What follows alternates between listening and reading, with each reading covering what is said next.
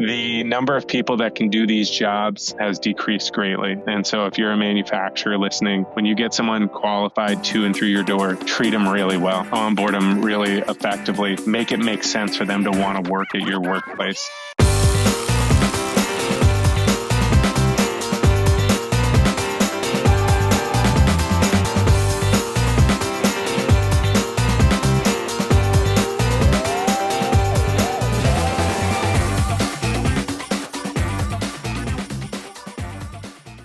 Welcome back to the Industrial Growth Institute podcast.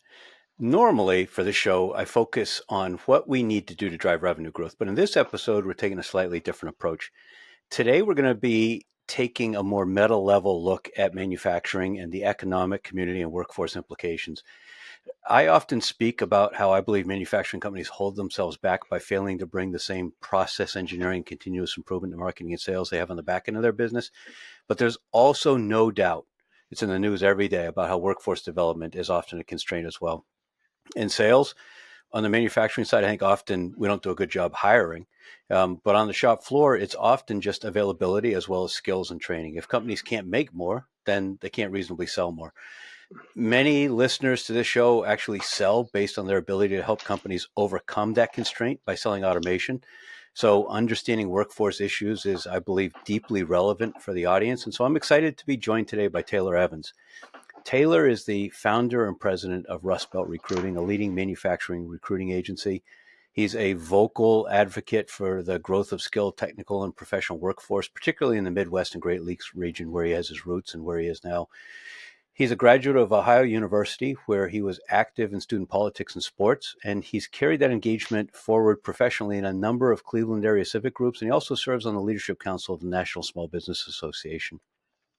Between running his business and working to shape workforce development nationally and regionally, he also squeezes in time as a husband and dad to 4 kids, and he contributes to the national conversation as a speaker at events like the Precision Metal Forming Association panel on talent, and writing in outlets like the Wall Street Journal and Market Watch and Fortune. So I know that means that something else is going to go undone as he spends time together with me today. I'm very grateful for his willingness to invest that time and with me and with you, the audience, and to talk about these issues. So Taylor, thank you so much for joining me. Yeah, and thanks for the opportunity. Love what you're doing. Love the message that you're carrying. It's obviously tremendously important, and I want to build on just really quickly as we kick off this conversation 2 of the points that you made. You know, you said this podcast is about revenue growth. Traditionally, your revenue is going to grow with people, right? We have clients who have lead times over a year long for their products, and imagine, you know, if their headcount was growing, which we're actively playing a part in, how much, you know, just more they could get Opens to and up through capacity. The door. Yeah, so many companies are just saying we can outsell our production floor every day of the week, right? And so the demand is there. So from a revenue growth, if you help them make more, I help them sell better and grow margins, and everybody wins. Everybody wins, you know, and I mean, truly, I reflect on this all the time. I had a client who went through a massive expansion, and we had the privilege of being the team that did that for them. And you know, once it was done, about a year or 2 later, they did a $14 million facility expansion, and I consider it a trophy on my shelf that the head of HR said this expansion is because of you, because of the team you built for us, because of what you did for us. Like, there's no check I could cash. I guess I could cash a $14 million check, and that'd feel pretty good too. But you know, there's no check that I could cash that can give you that satisfaction, knowing that, like, the team you helped them build grew their company, allowed for more team members, you know, the whole 9 yards. So I'm very proud of that. And another point I wanted to lean on, it's something I talk about, so I just want to build on what you said, is you're exactly right. Companies, manufacturers specifically, apply continuous improvement principles to their production floor every day of the week. But talent acquisition and manufacturing just hasn't had that. So we try to be part of that conversation and that change and that implementation to help companies to, you know, do things better and differently. because the day and age of talent acquisition as it was is long gone. Right. So, specifically within manufacturing, but even broadly, companies, you hear it, regardless of industry, the ability to hire people is a challenge, Right. and the ability to retain them is an even greater one. And we can unpack that as we go along. Yeah, definitely. First of all, I want to start with something that I think kind of makes you unique. You went to college for sales. There's not many people who can say that. Most people fall into it. How did you discover it when you arrived there, or did you have this drive as a kid, child entrepreneur? Was that the plan? Yeah. So went to Ohio University. Proud Bobcat. Was just there last weekend. Love my alma mater. Not to be confused for others outside the state of Ohio with Ohio State, the Buckeyes. We are the Bobcats. So the Mid American Conference team, green and white, and love my school. And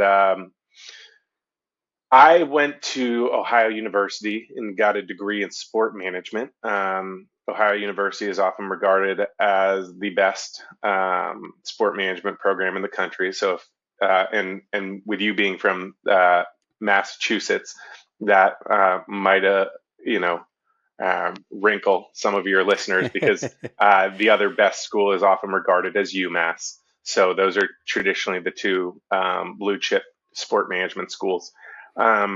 But while I was there, I intended to be a sports agent. Like I wanted to be Jerry Maguire and work with these with these athletes. And to be completely honest with you, I'm thrilled I didn't. Um, I would have no interest in that today.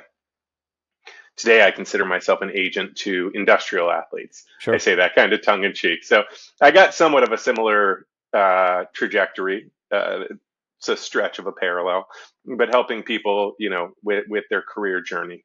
Were you an And entrepreneur as a kid? yeah, I'll come right back to that, but I don't want to miss the sales piece. So my dad, to his credit, Ohio University also has a um, best in class sales certificate program called the Ralph and Lucy Shea Sales Center. Um, and so I went through that program and did get the certificate in it. So it was a great education to learn the principles of sales. I'm a supporter of them still. I will say learning sales at a theoretical level. And that program definitely gives you tremendous experience and insights, and it has bloomed into something even greater since I've left. But the sales center launched me, and the sport management program launched me into my first job, which was with the Cleveland Cavaliers. Um, And one of the best things about that job was the way they train you, the amount of training you get, and they bring in outside trainers. I think we probably spent 5 hours a week in training, which is a Right. lot of time, when you're an entry level team member. But I learned a ton, and there's things about those days that I use to this day. And I also, you of course adapt your own sales style.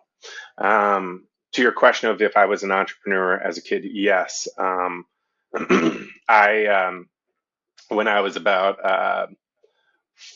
15 years old, I wanted to go visit my aunt in Chicago, and I grew up in Southeast PA. And my best friend and my parents were like, "Well, get a job to pay for the trip." They wanted to push me to do that, and so I walked out to their shed and took their mower, and and we really tried to professionalize it, right? So my name is obviously Taylor. My childhood best friend is a guy named Gregory Lord, and so the two of us created Lord and Taylor Lawn Care, and and so we went around town with our T-shirts, and I probably got a dozen, maybe a few more clients, and we were doing great. We had two of our buddies working for us. We didn't run the most businessy of businesses. If they mowed for us that day, they got to keep the cash. There was no like cuts or splits or anything like that. But it was a great experience, even just marketing ourselves and learning some of those principles. So I've always had a very entrepreneurial spirit, to be honest with you.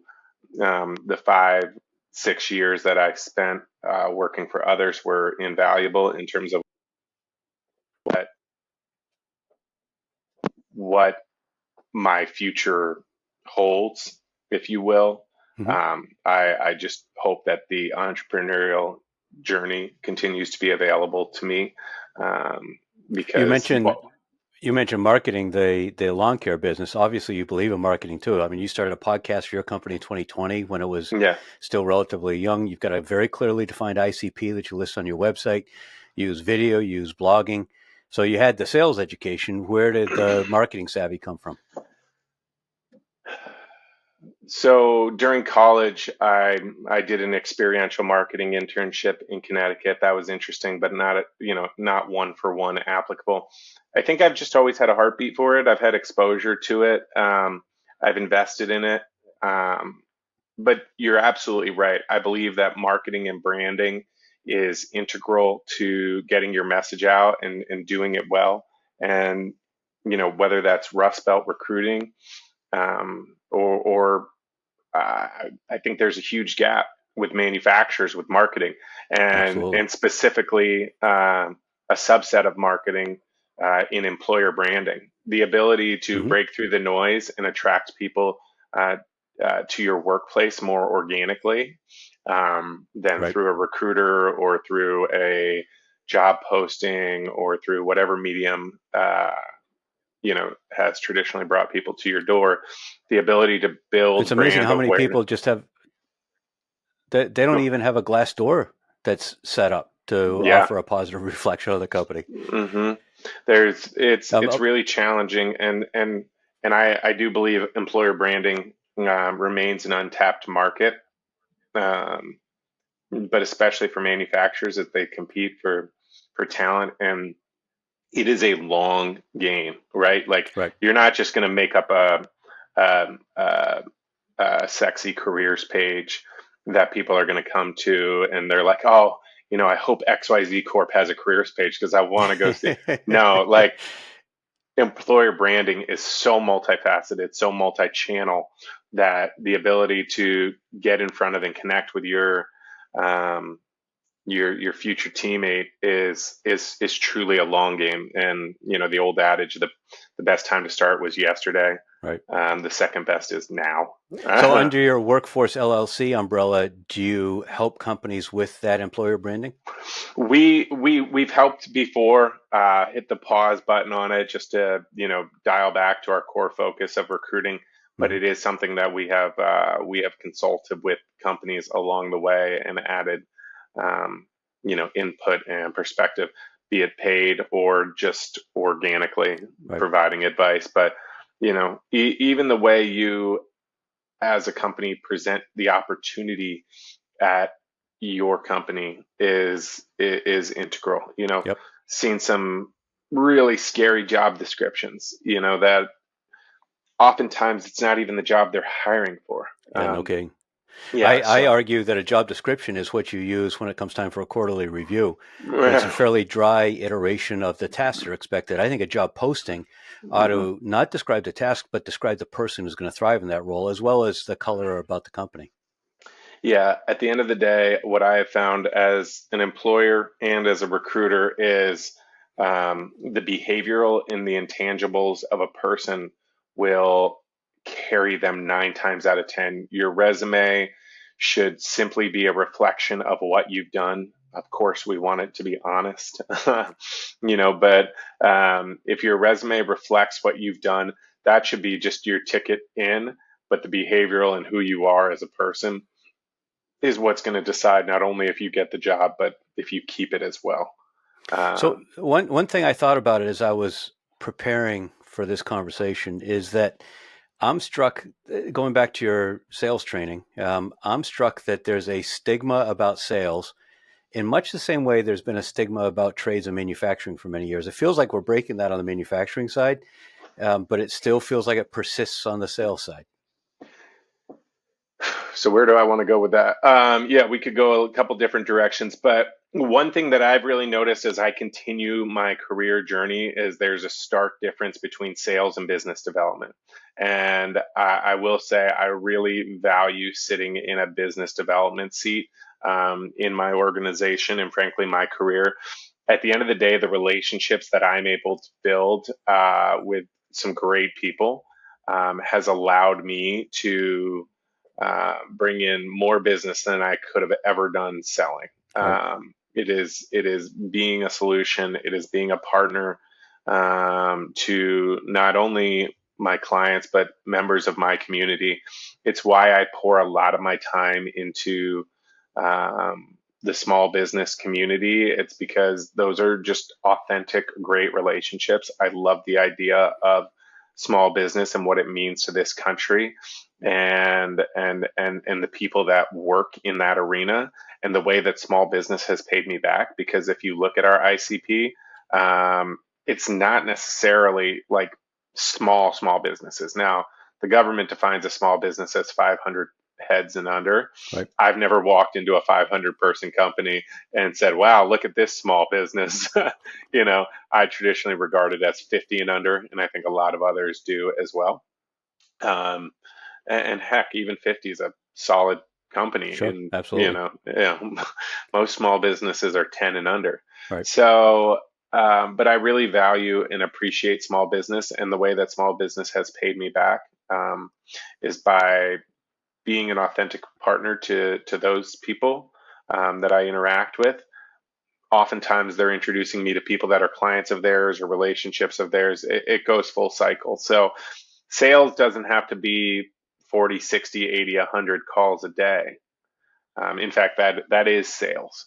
Um, Business development is having a cup of coffee where there's no direct line to an endpoint, but getting out there and listening and figuring out how you can be a solution for them, not yourself, right? Going into a meeting saying, my number one goal out of this meeting is to make a connection for you, and just trusting that the universe will give back. And if you're hearing what I'm saying, it's based a lot is rooted in the ideologies of the go giver, right? Which Right. I've practiced these principles before I read that book, but I read that book and I was like, oh, I feel seen, you know. And a lot of So that is missing from the manufacturing space, as you talked about. They may not take marketing seriously enough. They may not take branding seriously enough.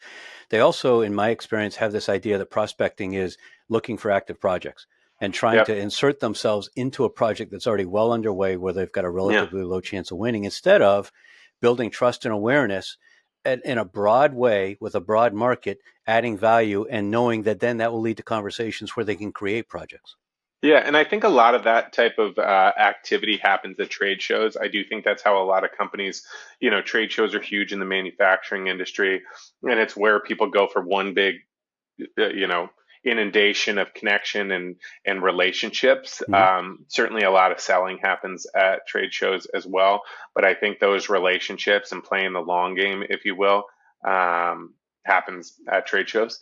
But I wouldn't just pin this on manufacturing either. Again, like being a more relationship oriented, um, you know, generator of business is going to be the best way to do it. Again, I believe in the value of business development and building relationships with as many people as I can, understanding them, knowing them, and seeing how we can help each other. Uh, because it goes a long way. And again, I think limiting yourself to, at the end of the day, you have to, if your job is to sell um, plastic resin, you're going to spend your whole day calling on your target list. But if you can pepper in ways to just build adjacent and relevant relationships Absolutely. where you're like, how can I be helping you? What can I be doing for you?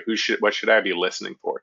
Right. And that, if you work 40 hours a week, maybe you allocate 4 to that. I can assure you, your business, your activity levels are not going to drop because of those 4 hours being reprioritized. In fact, it might grow. Your book of Right. business might go like this. But again, it's not going to happen in one day, 1 week, or even 1 month. It has to be consistent and ongoing connection and outputs. And it's not just one call to someone, it's seeing them 2, 3, 5, however many times throughout the year Right. whether like you and I are talking or whatever. So I truly believe in the value of that. How old were And you when you decided you were going to proudly wear the Rust Belt label? uh, so I was 29 when I started Rust Belt, But you which must is have had kind of, that inclination before you put that name on your company. you know what, I love to tell the story that I moved to Cleveland in 2011, and again, I'm from the Reading, Pennsylvania area originally, specifically Wyomissing, Pennsylvania. My fun fact for whomever your listeners are is that I grew up with Taylor Swift. We were a year apart in school, so walked the same halls as her until she left after eighth grade. So people always find that interesting. But I'm from Wyomissing, Pennsylvania, um, and I went to OU. I had no intention of moving to Cleveland. I was always talking smack to my newfound Cleveland friends about Cleveland. But I moved here, and within 2 years, I was like, I really like this place, right? I moved here thinking it'll be a stop in my career journey. And I was also looking at an opportunity in Connecticut, post grad, with that internship I mentioned that I had my whatever junior year, but I decided to take this. At that point, I decided I wasn't going to be an agent anymore. I wanted to actually go down the track of like development and fundraising in college athletics, which would have put me on the track to be an athletic director. Mm-hmm. Um, but got into my job, took another one, uh, and then ultimately left town to move to Austin, Texas. And my job was to sell Austin as a destination. I worked for their Convention and Visitors Bureau. And before that, I had worked for Cleveland's Sports Commission, which is a sister company to our Convention and Visitors Bureau. And the one thing that made me smile, or looking back on it makes me smile, is Austin is a very attractive and sought after destination to sell, Right. especially when you're in your mid 20s. I mean, I was thriving, right? Like, good job, good destination to sell. Everything was just kind of working for me. And I would get teased by coworkers or different people, and they're like, it feels like you're more interested sometimes in selling Cleveland than Austin, because if we couldn't make something working in Austin for whatever reason, available venues, whatever, I would say, have you looked at Cleveland? Can I connect you with Cleveland? Like, I was always loving on Cleveland. And so when right before, about 4 months before I moved to Austin, I met my now wife, and we dated at a distance for 2 years. So that was the impetus to return to Cleveland. And I'm so happy I did. I, Good. I truly love it here. Here in about a month and a half or so, we'll hit the 10-year mark. Wow. Just realizing when I moved back. So I moved in early June of 2015 back here. Right about now, end of April was when I quit that job down there. And a quick funny story. I was like, I'm going to take the month of May. I'm going to enjoy it here, knowing I'm moving back. I want to soak Austin in for all it is. If you research the rain that Austin experienced in May of 2015, it was like biblical. It was like I'm looking out the window every day, like, this is it. This is my, like, the lake rose like crazy, like something like 60 inches of water or something wild. Anyway, so I came back and I knew I loved this region, right? And I wish I could say that wearing the Rust Belt logo was like a long time plan. I came into it. I quickly started my business. I didn't have a big built out business plan. It evolved over time, but eventually I did land on the name Rust Belt Recruiting. About 2 to 3 weeks in, I was just sitting at my desk and dining room table and wrote it down on a notepad, and I kept looking over at it. And it was like 2 days before Thanksgiving, I think, and or like the week of, and at Thanksgiving that week, business was only about 3 weeks old, and I'm telling everyone, and everyone's like, I love that name. That's a great name. I'm like, all right, we're on to something. Cool. And the Rust Belt name, right? It certainly evokes ghosts of the past, Right. if we want to put it in that way. And I'm the first to admit I've even had some doubts about the moniker, if you will, along the way, because we're really trying to paint a picture of a brighter future.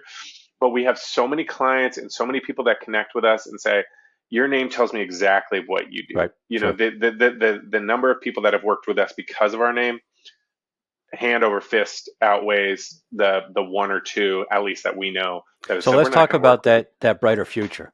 Yeah. There's certainly, it feels to me like we're experiencing a significant manufacturing renaissance. Is that just because folks like you and I that live in the space are breathing around in exhaust, or is it really gaining momentum? I appreciate you acknowledging, our own vacuum or echo chamber or whatever you want to label it as, because I think that's true, right? We hear what we want to hear. We read the content that we want to read. That being said, I do believe that the conversation has shifted. And so some of the more important considerations that I think worth pointing out are, I jumped in the fray of manufacturing in late 2017 and have been in it since. People at the end of the day, kids, whatever, we all age one day at the time, same as each other. So like even in, 7, 8 years that I've been in the mix of it, and I did work for a manufacturer for a moment, but being in the thick of it, um, it's you hear the momentum, you see the national conversation shifting. But Right. 7 years ago, for example, a kid who's graduating high school now was a fifth grader, Right. right? So we don't have like that much, like, and there's only so many kids coming out every year, and there's only like, it's going to take years and years and years and years to even chip away at that. And that's if there's actual authentic buy-in Right. to the conversation. I think at its peak, if I have my numbers correctly, manufacturing represented 27% of our national employment. I'm sorry if I'm wrong on that, but it's somewhere in that 36 is rattling there too. Regardless, it's down around 9 or 10% now. So you can see it's basically, at least off my first number, a third of what it was. And we're going to do a speed round. I'm going to throw some numbers at you here in a second and just get Okay. quick reactions from you. First, though, I mean, it's not an unadulterated bright future. There's recent news about MEPs getting Yeah. defunded or allowed to expire or whatever. Is my experience is that some MEPs in some states are extraordinary, and some are just kind of a bureaucratic check the box kind of a thing. Do you see MEPs as a critical player in developing manufacturing, or is it overstated? Yes. I think any resource that we can be putting towards manufacturing, as long as it's being used correctly, is important. Led by my friend Dr. Ethan Karp here in Cleveland, we have an MEP called Magnet, which is a mainstay in the civic and regional conversation.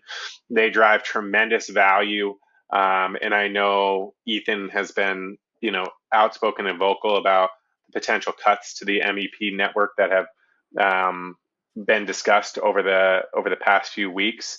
At the end of the day, any investment that we can make and allocate towards manufacturing is important. And I believe that wholly. I don't know how far we're going to go into the tariff matter. I don't know if it makes sense to do it. But I do believe that like fighting an external war outside our borders, we could discuss the approach, the strategy, the merits, whatever. I don't want to turn your podcast political. But what I will say is I would love to see a equal and proportional, if not greater, investment in in the companies here. All How right, are so we let's pouring? How let, are we pouring into the people here? Because the opportunities, if what we're doing externally works in theory,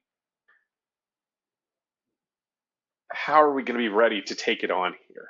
And yeah. All right, so let's look at some numbers. Frank Luntz recently highlighted a study from Cato Institute and YouGov, and there was seemingly contradictory numbers. On the one hand, when asked if America would be better off if more people worked in manufacturing, 80% said yes, 80%.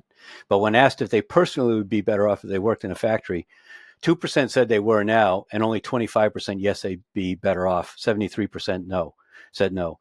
So that sounds like manufacturing for thee, but not for me. Mm. Quick 1 or 2 sentence reaction. Perspective, period. Uh, Perspective and understanding, to Okay. expand it, and that's where I would leave that. And the other sentence I would say is, how did they, sorry, repeat to me, how did they frame, like, if it would be good for them, If or? America would be better off with more manufacturing, 80% said yes. If I would be better off if I was working in a factory, 73% said no. Yeah, so before I respond to whatever the number is, the 73, I would want to say, what does better off mean? We need to unpack better off, Okay. All because right. I wrote an article for Fortune last year that said the connection and community that people could develop in a factory floor, and the relationships, might be so much more enriching to them than you and I working as remote Right. employees or seeing each other once or twice a week at an office. So I could dig into that. American manufacturers will need 3.8 million new workers in a decade, and nearly 2 million of those positions are projected to go unfilled due to skills gap and labor shortage. Again, real quick answer. Yikes. That's my answer. So I, what's the key? Is it vocational education? Is it yeah, parents getting on board? What's the key? yes and yes. Okay. All of the above. Um, let's figure out our immigration policy. Let's find a way to get bipartisan support to bring in workers who would be more willing to do those jobs, and do it at a better wage where they might have in other countries. Well, And, sometimes and it's not just willingness and wage. Reuters recently reported that in Mississippi County, Arkansas, steel workers earn an average of $118,000, but companies oh, can't fill the jobs because there's housing shortages and people have to drive 2 hours to get to work. yeah, this isn't as linear as just like getting, the whole ecosystem has to be developed, which again is what's troubling about. We are trying to bring jobs back to this country, and I couldn't be more for it, and specifically manufacturing jobs. This is like my Super Bowl, right? Like, for my business, manufacturing jobs coming back here is like, oh my gosh, it's the Right. Super Bowl. But we've already got so many here that we can't fill, Right. that the ecosystem is not established to take them on en masse. Only 14% of Gen Z considers a career in manufacturing. Why so low? Perception. Awareness. No, take perception off the table. Awareness. Are you willing to expose them to that? Like I've done with my 13-year-old son, you know, taking him to a shop floor with me and showing him around, letting him see it, letting him say college is not a must. It's an option, but it's not a must. So there's a lot of exposure issues there. Supply Chain Management Review published some data that as of Q3 24, 30% of metal fabs, 24% of transportation equipment companies, 21% of machinery companies, 18% of food companies cited talent and skilled labor constraints as the reason that they were producing below capacity. That checks out. The Economic Innovation Group has data that rural manufacturing has fallen, while small urban counties represent 61% of new manufacturing jobs added since 2019. What's behind that trend? Yeah. So I think what they're saying there is that, smaller towns are more industrial. Am I understanding that correctly? Maybe smaller cities. The rural manufacturing is declining, but the smaller Okay. urban areas are growing. Okay. I would say the smaller urban areas are based on the data that they're sharing. They probably just have more infrastructure to support the growth. They probably have capital to invest in the growth. They probably have again, access to a number of resources. It goes back to what you said: housing, which means people, which means different companies and Sure. suppliers, and the whole thing, infrastructures like According to roads. the National Association of Manufacturers, the percentage of manufacturing employees eligible for health insurance is 93% compared to an average of 81% across industries. Um, Feels like perception again. So 93% are eligible for healthcare. Manufacturing offers a higher rate of healthcare coverage than other industries, but it's thought of as being dirty and dangerous. Yeah, I mean, regardless of what it's thought of, I think that's a great data point. If manufacturing's higher than the national average, that just speaks to the availability of healthcare. Right. I would be curious how that other 20% breaks out. But yeah, I mean, at the end of the day, manufacturing, you are working around moving parts and actively building things, and so it's a necessity to be able to provide healthcare to your team, should something happen to them. People think of manufacturing, when we talk about growing manufacturing, they think primarily of workers on the factory floor, and that's typically 60 to 70% of employment. But 30 to 40% of jobs that are created as you grow manufacturing are support roles. They're, accounting and engineering and finance In and sales. HR and sales. Exactly. Absolutely. Yeah, yeah. Um, People don't think of, in my experience, don't think of those follow-on jobs that are created as well. Yeah, and whether you want to start your career on the floor and grow into one of those support roles, or if you want to vice versa, be an engineer. I think the best engineers have spent some time on the floor and work in the building and see and touch the product. I think the gap that has drained American manufacturing is we've shipped a lot of those production jobs overseas, but more importantly, or not more importantly, but the engineers, they just design stuff here now. We've become, and then we ship it overseas. And we've lost the The, tacit knowledge about how to actually turn it into a product. as opposed to the engineer saying, I have an idea, taking it out to the shop floor, Right. talking to a machinist, Right. talking to someone who can make it, a welder, whatever, and they iterate until they have a better product. Right. So, So you yeah. mentioned your friend Ethan Karp. He recently had an article with a statistic that in 2015, only 23% of respondents had a positive association with the word manufacturing, but today it's 85%. Yeah, I mean, certainly that number is a good one, and I'm optimistic about it, if you will. However, I would want to unpack that number more. I hate to rain on it, but 85% is a great number. I do think we've moved the national conversation in that way. But I don't know if 17 out of every 20 people that I talk to um, are really even informed about the opportunity Right. in manufacturing. But it's a great number, and assuming whatever organization did the survey, I thank them for it, because let's close that final 15% and get it to 100. Something happened in the mid 70s in the US, and nobody's quite sure what it is, but there was a change, some fundamental change in the zeitgeist and manufacturing. Some say it's the Clean Air Act, some say it's increased litigation. Orrin Cass had an interesting book, Once and Future Worker. J. Stores Hall had a book, Where's My Flying Car?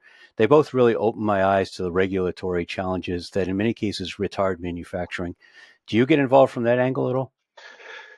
We get involved from an advocacy standpoint through the National Small Business Association. And specifically here, I'm a member of an organization called COSI, which is Council of Smaller Enterprises. We're a 10,000 member chamber for small businesses, part of our larger regional chamber, the Greater Cleveland Partnership, which brings our total to 12 or 13,000. And I'm the chair of advocacy for for COSI, for small business. And as a result, I get engaged with advocacy at the local, state, and federal level. But the National Small Business Association is our primary federal partner at this point in time, and so we have an active voice at the table. We have a really big block of members on their board. I am not one of them at this stage, but we have a really strong group there, and those. those messages are carried right across the street to or down the road to the SBA. The SBA has recently developed a manufacturing component that they're putting out there and creating the opportunity for advocate. So wrapping up my long-winded response, yes, I do get involved in advocacy as much as possible, and my heart beats heavily for it. There's a lot of doom porn around the impact of private equity on manufacturing. So I was intrigued. I dug into some data. There's about 245,000 SMB manufacturers in the U.S. Roughly 11,000 have received PE investment in the last decade, and there's about a run rate of about 1,000 a year. So maybe 4 or 5% of manufacturers. Your ICP clearly identifies companies that are scaling for a transaction. And I know you make some investments yourself. What do you see net about the impact of private equity on manufacturing?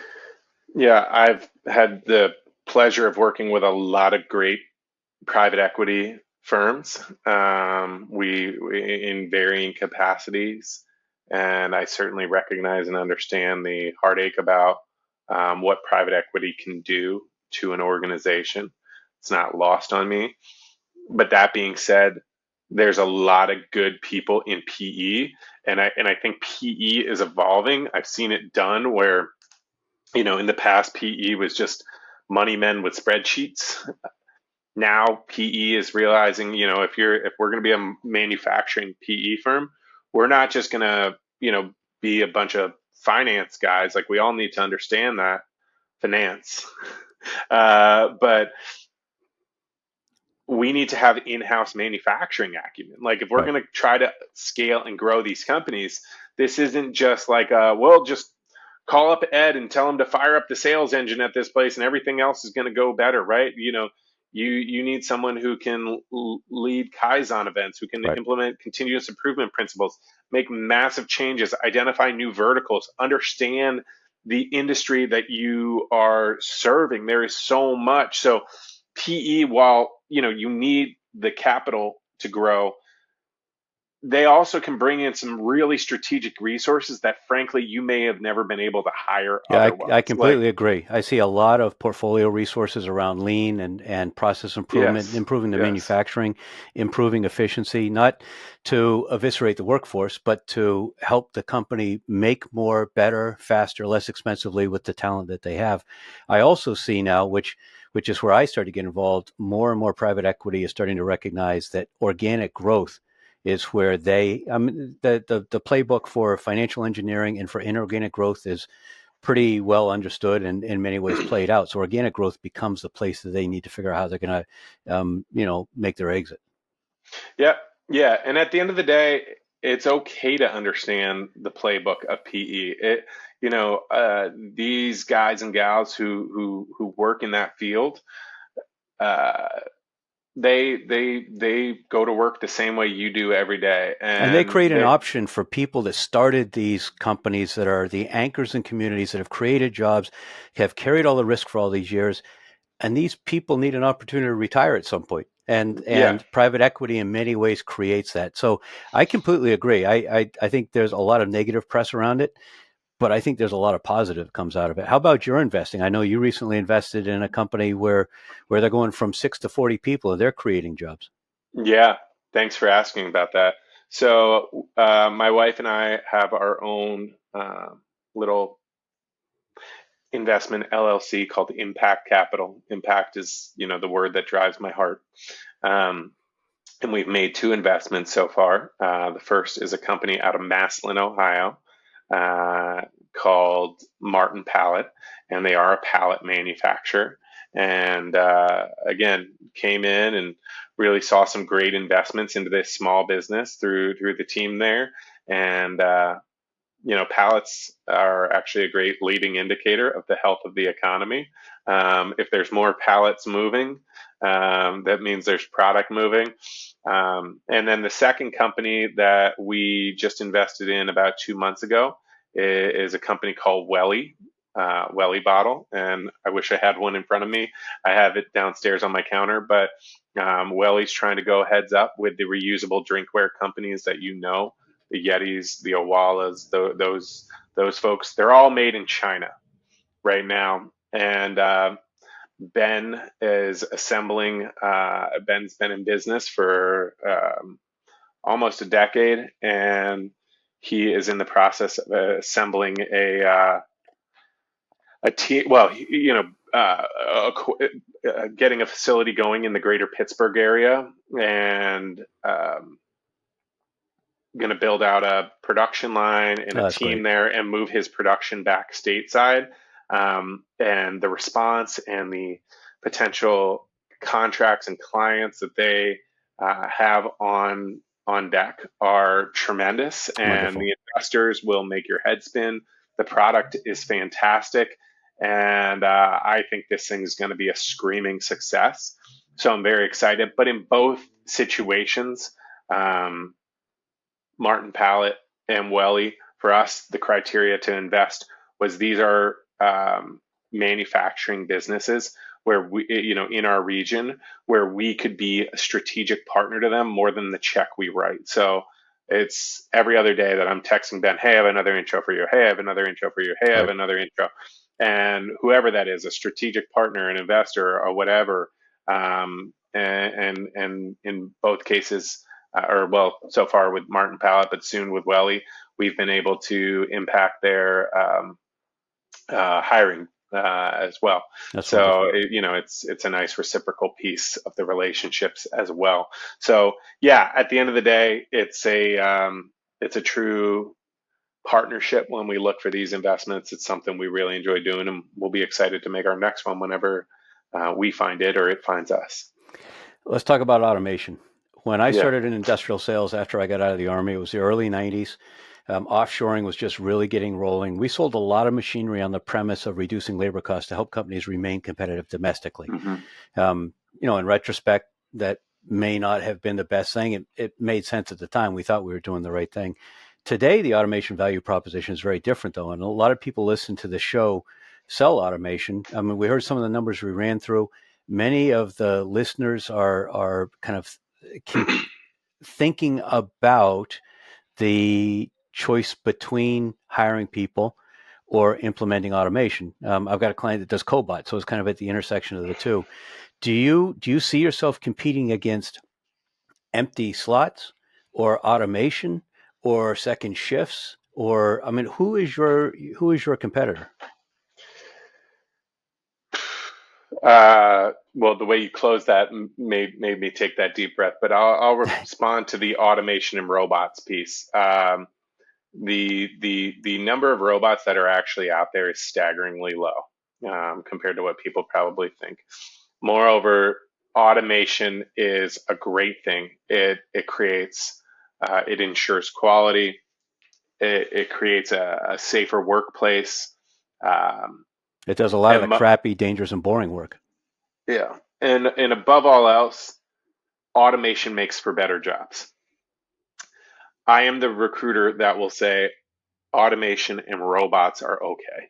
If these jobs, if these facilities are going to sit idle or lag their outputs because of their inability to find someone who wants to do or can do the job anyway, who are we to stand in the way of that? Right. But I do believe that you know building robotics, for example, that creates jobs. Building the robots, Mm-hmm. the manufacturing is not like your local restaurant where when you go and order a meal, if it's bad, you might go back again. If you send a default or a defective product to a manufacturer, or I'm sorry, to a client, they're going to start looking, right? Right. Like manufacturing is principled in quality. Um, there are also people that need to program and run these machines, these automated or machines or robots in the facility to maintain them. So, if anything, it just it certainly impacts that entry level of manufacturing. So, I'm not saying this is all perfect, but at the end of the job, if or at the end of the day, if those jobs can't get filled effectively, companies have to look at a way to continue to move forward. I don't think any of them are saying, I'm going to spend 250, 500K on this or that just because the money's burning a hole in my pocket.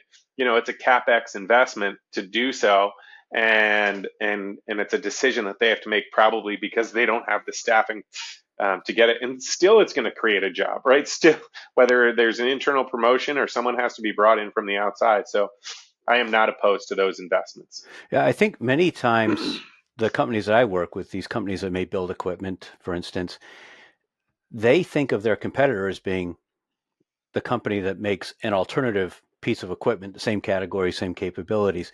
They don't think of their competitor as being the status quo or their prospect just turning down a low margin order because they don't want to have to add the volume and it's not worth it, or hiring more people, or outsourcing some of the work to a nearby shop, or adding overtime or adding a shift.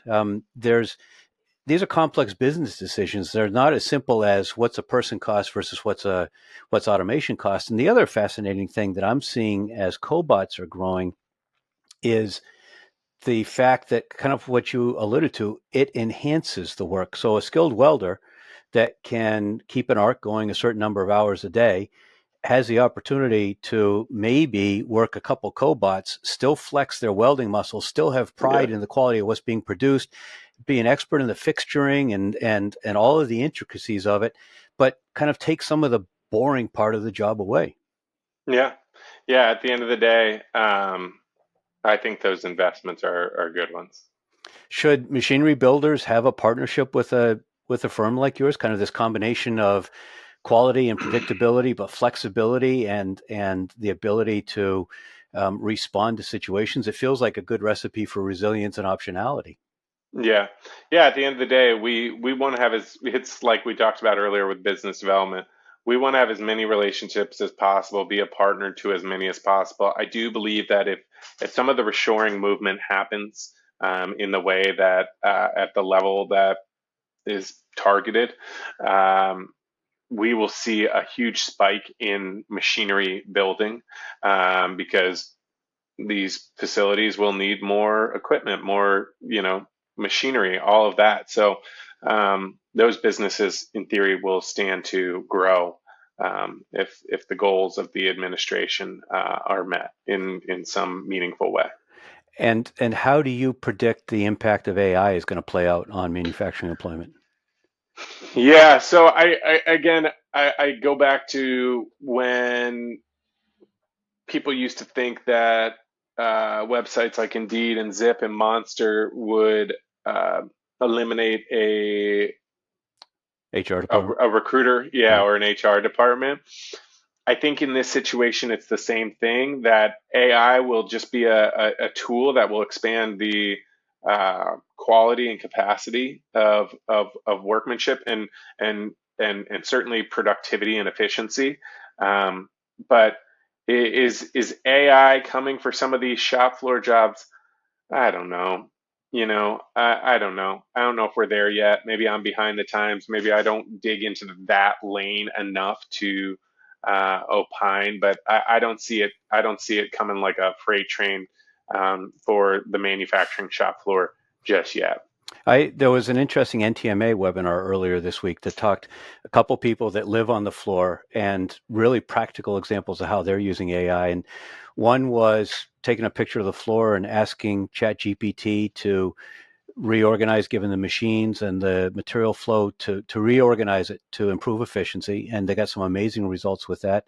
And one time they were trying to program a machining center and they just couldn't get over some hurdle. And they asked ChatGPT. They spent hours working on it, and 3 minutes later, it was solved. So, I mean, there definitely is interesting application. AI is an incredible tool. My wife and I have really, over the last 3 months or 6 months, and she's kind of following behind. But I've really started to use it as a primary tool, and it's an incredible thing. That's all I can say, and I'm not going to say anything negative because maybe it'll listen to this episode and be pissed at me otherwise. Give me an example of a decision you've made along the way that you regretted at the time, you thought was a huge mistake, but it's turned out really well for you. Oh man. Um,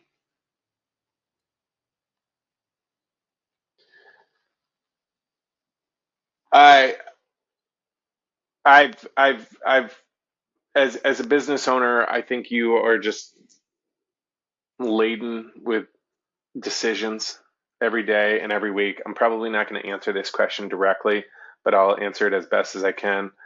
It's easy to live in the regrets, and I have numerous, and I wish I could change some of the business moves I made and do some things differently. The one thing that I don't regret is starting this journey. Um, it's hard as heck to start and grow a business and to sustain it and to keep it growing, or even in some cases to jumpstart growth again, all of those things. But there's ways you handle a situation, or there's things that you did. um,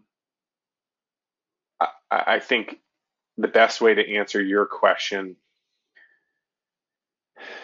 is the key regret is, if anything, is when there's a decision that you know is looming, to not just be more decisive. Because there's times where you make a decision and you regret it, and or you're like, why did I do that, or how's this going to work out, or what's going to happen here. But 3, 6, 12 months later, you see that was for the best, right? And so yeah, just being decisive can be. I'm not indecisive, but that being said, we all fall victim to even little things, right? It's actually the molehills that we can be so indecisive on, whereas the bigger ones. I gather, though, you've embraced EOS, so that's got to be keeping you focused and big rocks and moving in the right direction. Yeah, yeah, and EOS is a journey as well, up, Right. down. Um, to beat that drum consistently and in a meaningful manner, um, is hard as well. And EOS is definitely a powerful tool if used correctly. Right. You use this fancy term of art on your website, RPO, Recruitment Process Outsourcing. Yeah. Break that down for us. Yeah, so in our industry, it's a pretty commonplace term, but RPO is when a company chooses to engage with you in a more overarching manner. So it might be for a project. A company is like, hey, I need to hire, you know, um, we 60, 80 of this role. Mm-hmm. Like, we're going through massive expansion and we need all of this, and we want to outsource that project to you while we focus on all of our other hiring. On the flips, or differently, some companies will say, we don't want to run talent acquisition in-house. We want to outsource to professionals, let you do it for us. You run it end to end. Recruiters are often filling one or two jobs at a time for a Right. company, whereas RPO is a more robust and overarching relationship between the two entities, to cover more of their hiring needs, and frankly work as a more strategic business partner to the organization, uh, than just, hey, fill this one-off role for me. And do you ever coach and advise to help them do it on their own, or is it always you guys doing it? Yeah, so we do have a tool that we've developed called Search Start, where if you were a small company, or really any size company, but let's say a small company didn't want to pay a typical search fee to have a role filled for a modest cost, we will actually help them, like, profile the role, develop a job description that really brings to life what the opportunity is, benchmark the compensation for them, and create an HR compliant interview guide that assesses for the behavioral qualities that they want for the role. And you'll get that delivered in a packet so that you can go to market for this role. So that's great for newly created roles, or a role that hasn't been, like, you know, uh, that hasn't turned over in a Right. while, and that you need some fresh eyes on. And again, that's our Search Start program. So we can be a partner to you in that way as well, and really help you have the toolkit to go to market on your own. I know Um, your primary search business, you work in the greater Cleveland market. With that Search mhm. Start, do you work outside of that area? Yeah, and to be honest with you, obviously we're based here. We work throughout the northern half of Ohio, into Pittsburgh and Detroit a little, but oftentimes our clients have a facility in Memphis, in Texas, in you know Utah, wherever, all across the country. And depending on the search and the need, we'll support them out of Got it. state as well. So the core of our work is here, but as clients need our support throughout the country, we will do it. We just like when they have a regional facility that we can get to and see them and Makes sense. maintain that relationship. I'm guessing that you're always switched on. It's probably all gas, no break. Thinking about work all the time, whether it's kind of business directly or the societal impact you're working toward. Do you have Yeah. any time or some outlet to blow stress off? Yeah, certainly spending time with my family is good. It's one of my big quandaries is turning my brain off. I've certainly tried. I've been trying to be more intentional about my mornings and the quiet of that, but it's a challenge and I recognize it, but one day at a time. Maybe when I'm a few more years down the road, that'll slow down for me, but So no dirt the bike racing or anything to. no, I play golf. I do some of the traditional hobbies like that. Um, try to try to keep up, but with four kids, I love watching my 13-year-old compete in sports. It's one of my favorite things in life is just watching him compete. You could still And be his agent. yeah, that's what we're working towards. Yeah, if he goes big, I'll be a one client agent. There you But go. yeah, at the end of the day, my family just keeps me busy between the gaps of whatever life is. And again, being engaged civically, as much as that is an extension of work, if you will, it falls right into line with what I love and what I want to do throughout the day. So, there's one of the joys of owning your own business and really charting your own courses. Right. You really get to, you know, life and business begin to meld together. And sometimes that's an issue and sometimes that's a blessing, Right. if that makes sense. You talked a lot about building relationships and networking and creating value for others. You called it business development, and I understand that. I think in many ways, what you're doing is also community. If we think Hmm. of creating community around kind of a business or ecosystem community, Hmm. um, maybe it's chicken and the egg. Does that drive business development or vice versa? I think of community as fostering business development.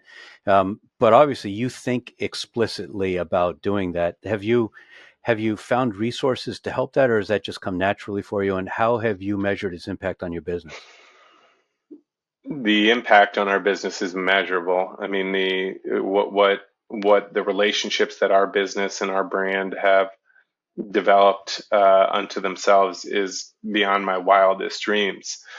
As it relates to me and my approach, I think you probably reframed it even better than I could. Community. I mean, community is so important to me, and being able to be a contributor to my community fills me up. It adds value. It's knowing, like, it's funny. I have this throughout my house. Ralph Waldo Emerson's poem "Success" says, "To know that one life has breathed easier because you have lived. This is to have succeeded." And at the end of the day, and that hangs above our stove in the kitchen for our family to see. And um, by pouring into others and creating a better and stronger community, you're well positioned to live a good life. Sure. And I know that's a very boiled down version of things, but I'm grateful to be a Clevelander. I love it here. I love the people here. I love the authenticity and the grit, and I love the community of manufacturing. Like, I really I believe in the work we do. From a strengths finder standpoint, my number two core value or strength was belief, which is actually one of the least common traits among strengths finders. But like, I believe in the work we do. I believe our stuff. I Right. believe what we're doing. And so to that end, That's what fuels me. And so that's why, even though there's often not an off switch, or it's, kind of like an energizer bunny type ethos, I am highly driven to make an impact, and even just through connecting two people who would have not known each other Right. and seeing where that goes, and expecting nothing in return for it other than the universe knowing I did something good, and hoping it'll boomerang some love my way Speaking of along the boomeranging way. love, what's the most creative manufacturing day event that you've ever seen? Oh, I I I'm going to draw a blank on this one. I'm sorry, but There must uh, have been some great ones that you've wandered through, yeah, I even just think the fact that they open their doors right? on manufacturing day, and there are so many cool companies out there that are building amazing things, and to see those processes, because oftentimes those buildings are just four walls and no one knows what's happening inside, but you go in and you see a world-class defense supplier, or Right.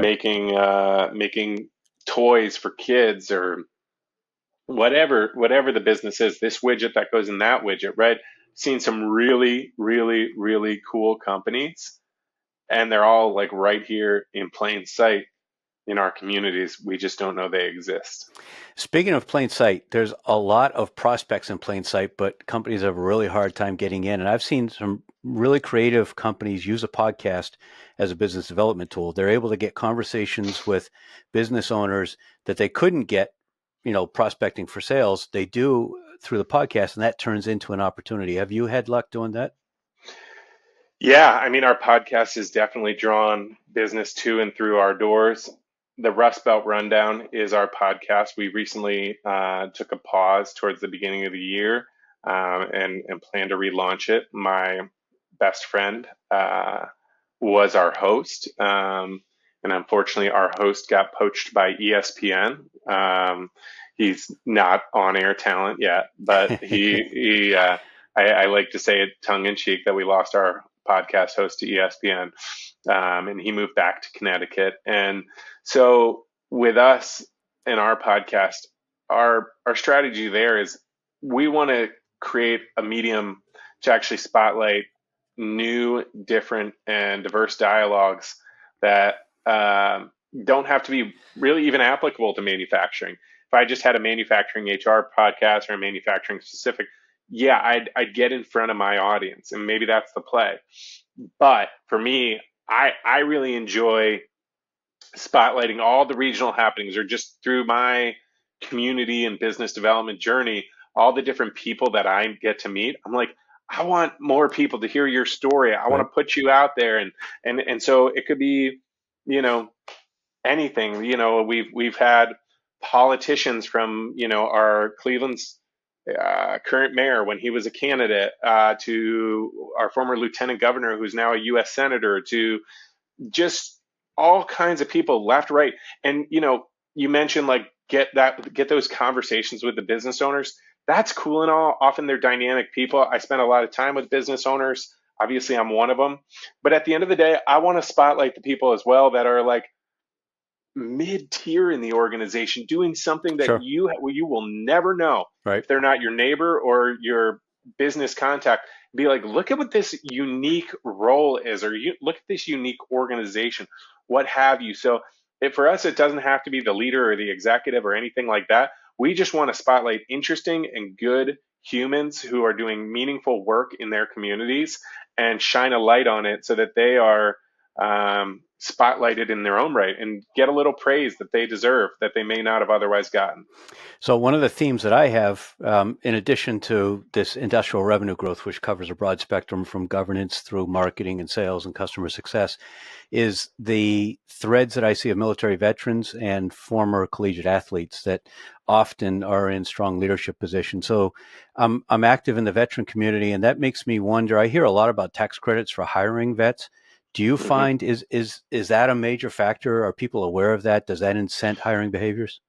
Yeah, I mean, there's opportunities for that. It's great, and that just comes down to, like you're saying, the company's awareness. If they have a good accountant, or a good tax professional working with them. Hmm. One that I know is the Work Opportunity Tax Credit. It provides for hiring for veterans, and so there's a number of those out there that I think are great ways to offset the cost of hiring and onboarding, or however you want to use that money. But there are definitely incentives, and they should be taken advantage of. All right. Are there particular podcasts besides yours when it comes back on regularly, podcasts or blogs or YouTube channels that you recommend to help people follow the renaissance in industrial manufacturing and understand more about the talent management space? Oh gosh. Now, to be honest with you, so grew up ADD, ADHD kid. So one of my problems with listening to podcasts is if it's 30 minutes long, for example, I hear the first 2 minutes, I hear something I think of, and then I start pondering it.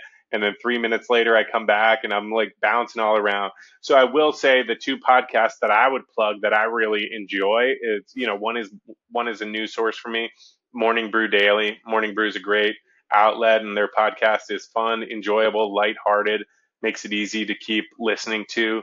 And the other one, I'm going to plug a local one. Lay of the Land is a another podcast here in the Cleveland area, hosted by Jeff Stern. I was privileged to be a guest on it, and he does focus on founders of businesses in our region, and telling their story in an in-depth form. So while I don't have the specific ones you're listening to, I'd be remiss not to plug those two that I do enjoy. Got it. You mentioned earlier about your kids and thinking about college versus vocational and how Yeah. that range of options feels like it's opening up much more now. And that kind of makes me wonder, there's a lot of talk about homeschooling. And I'm wondering, have you heard of anyone that's talking about how to incorporate vocational stuff into homeschooling so there's this broader base? Uh, I have not, but No. I will tell you. I have relationships with vocational schools. In fact, I'm going to have a coffee with a executive director of an organization that supports one of our schools like that right after we hang up. And so, but homeschooling is an increasing movement. The conversation around what it is and who it is definitely changing. Even with our four kids, I don't think we would do it at this point. But my wife and I, she's pondered it, Right.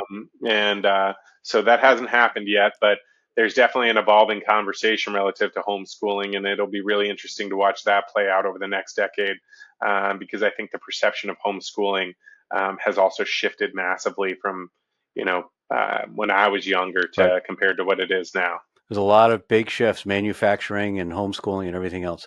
How do people connect with you? Yeah, so I'm very active on LinkedIn, as you noted, and how we met each other. So Taylor Evans, president of Rust Belt Recruiting on LinkedIn. My email is taylor@rustbeltrecruiting.com. And my phone number, which you can call or text anytime, is 440-462-0742. So any one of those mediums, you'll probably get to me pretty quickly. And I'll put links to your LinkedIn and to your company in the show notes. Yeah. As we come to the end, wrap us up here. What do people really need to understand about workforce strategy in the context of an American manufacturing renaissance? Yeah. Yeah. The number of people that can do these jobs has decreased greatly. And so if you're a manufacturer listening, when you get someone qualified to and through your door, treat them really well, onboard them really effectively, make it make sense for them to want to work at your workplace. If you're a candidate, pour your heart and soul into this work, because it is meaningful. It is driving us towards a better future. Making stuff in this country is important. It has to happen. We cannot abandon that, and we need to reestablish that foundation, for our generation, and even more so for the future. So, being reliant on a truly global economy. I'm not here to dispose or disparage global relations, but from a manufacturing standpoint, let's make sure that we can sustain ourselves here in the country as much as possible, so that we have a future to provide to our children and their children and so on. Because we have lost a lot of what made us, um, a strong industrial nation and a worldwide leader, and we've diversified it. So there's no disparaging of that, but it is a priority that we need to continue to have a strong industrial base in this country. So if you're a candidate listening, whether you're currently in manufacturing or considering it, take a closer look. Ask someone you know in manufacturing to set up a tour of their facility so you can appreciate what they do. And again, if you're an employer, uh, treat it like your Super Bowl, because it's hard to get many people interested in this career path. And if we do, let's make sure they're given the opportunity to really pursue it fully. Great conversation. Thanks for the work that you do in support of manufacturing. Thanks for taking time to spend today with me and the listeners and viewers of the podcast. Yeah, Ed, this was awesome. I'm so glad you reached out, and I look forward to another conversation in the future, whenever that may be. And everyone watching and listening, you know the drill. Please like, share, comment, drop a question for Taylor in there. Share this with a colleague who you think might be interested, and please subscribe. Appreciate everyone spending time with us today.